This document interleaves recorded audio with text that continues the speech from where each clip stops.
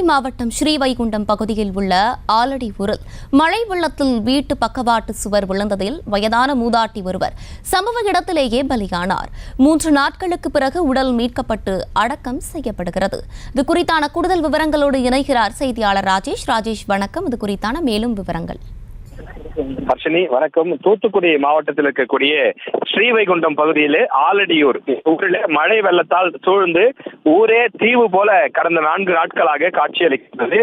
இந்த ஊரில் இருக்கக்கூடிய மக்கள் யாரும் அருகில் இருக்கக்கூடிய எந்த கிராமத்திற்கு நகரத்திற்கோ செல்ல முடியாத ஒரு சூழல். தொடர்ந்து ஊர் தீவு போல சூழப்பட்டிருக்கக்கூடிய காரணத்தாலும் வீடுகளுக்கு உள்ளே மழை நீர் புகுந்து விட்ட காரணத்தாலும் பொதுமக்களுடைய இயல்பு வாழ்க்கை பாதிக்கப்பட்டிருக்கிறது. அது மட்டும் இல்லாமல் இந்த ஊரில், அதாவது ஆலடியூர் என்று சொல்லக்கூடிய இந்த ஊரில், இந்த கிராமத்தில் வயதான தம்பதிகள் இருவர் வசித்து வந்தனர். ஒரு பக்கவாட்டு சுவர் இடிந்து விழுந்ததிலே ஞாயிற்றுக்கிழமை இரவு சம்பவ இடத்திலேயே அவர் இறந்திருக்கின்றார்.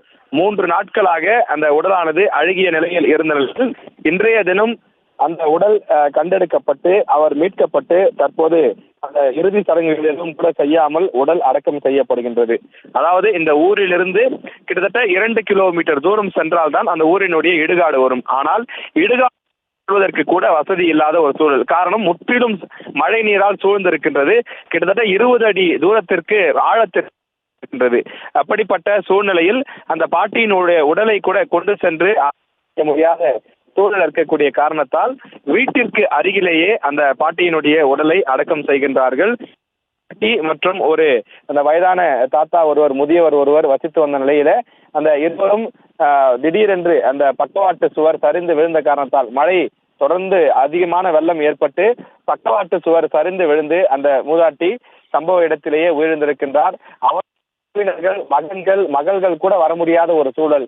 ஏனென்றால் அவர்கள் வெளியூர்களில் பணியாற்ற மகள் 3 கிராமங்கள் தள்ளி பக்கத்து ஊரில் திருமணம் செய்து கொடுத்திருக்கிறார்கள். ஆனால் அந்த பக்கத்து ஊரில் இருந்து கூட தன்னுடைய தாயுடைய உடலை பார்ப்பதற்கு அவரால் வர முடியவில்லை. 3 நாட்களுக்கு பிறகு உடல் எடுக்கப்பட்டு தற்போது வீட்டின் அருகிலேயே உடல் நல்லடக்கம் செய்யப்படுகிறது.